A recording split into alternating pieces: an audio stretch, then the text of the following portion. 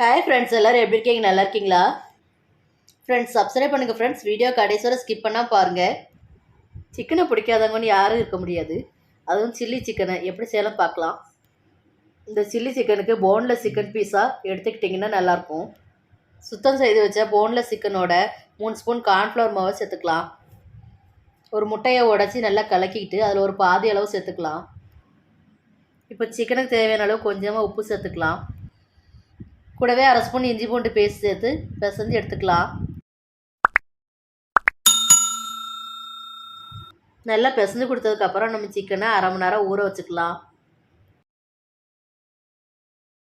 A few moments later. இப்போ நம்ம 1/2 மணி நேரம் ஊற வச்ச சிக்கனை பொரிச்செடுக்கிறதுக்காக ஒரு பேனில் 3 ஸ்பூன் ஆயில் சேர்த்துக்கலாம். 1/2 மணி நேரமாக ஊற வச்ச சிக்கனை இப்போ ஒவ்வொரு பீஸாக ஆயிலில் சேர்த்து பொரிச்சு எடுத்துக்கலாம்.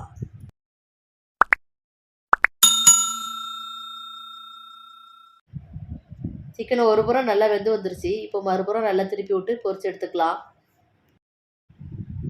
சிக்கனை 2 புறமும் நல்லா திருப்பி விட்டு சிக்கன் நல்லா பொன்னிறமாக வர வரைக்கும் பொரிச்சு எடுத்துக்கலாம்.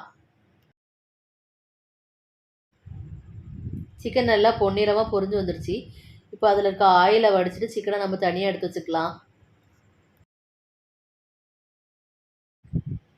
சிக்கனை நம்ம பொரிச்சு எடுத்ததுக்கப்புறம் ஆயில் அதிகமாக இருக்கும், அதில் கொஞ்சம் போல் எடுத்து தனியாக வச்சுட்டு மீதி ஆயில்லையே ஒரு 4 வெள்ளைப்பூடு போல் சின்ன சின்னதாக கட் பண்ணி சேர்த்து வதக்கிக்கலாம்.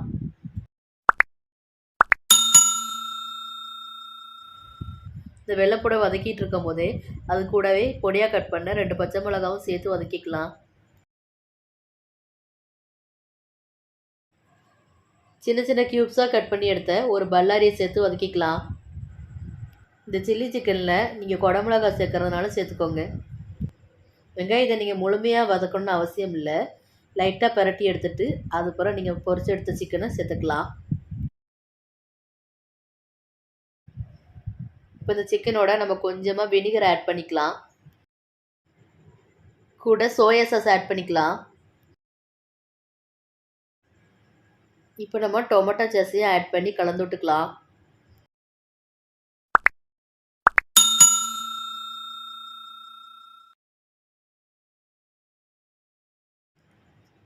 நல்லா கலந்து விட்டதுக்கப்புறம் 2 ஸ்பூன் கார்ன்ஃப்ளவர் மாவை தண்ணியில் கலக்கி ஆட் பண்ணி நல்லா கலந்து விட்டுக்கலாம். மறுபடியும் நம்ம கார்ன்ஃப்ளவர் மாவு, சோயா சாஸு, டொமேட்டோ சாஸு எல்லாம் சேர்த்துருக்கிறதுனால சிக்கன் சாஃப்டாக செம்ம டேஸ்ட்டாக இருக்குங்க.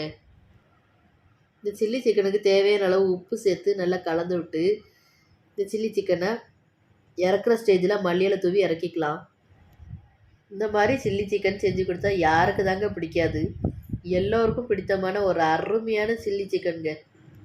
ஃப்ரெண்ட்ஸ், இந்த சில்லி சிக்கன் ரெசிபி உங்களுக்கு பிடிச்சிருந்ததுன்னா லைக் பண்ணுங்கள், கமெண்ட் பண்ணுங்கள், ஷேர் பண்ணுங்கள். மறக்காமல் சப்ஸ்கிரைப் பண்ணுங்கள். பக்கத்தில் இருக்க பெல் ஐக்கானை கிளிக் பண்ணுங்கள். தொடர்ந்து சப்போர்ட் பண்ணுங்கள். Thank you friends.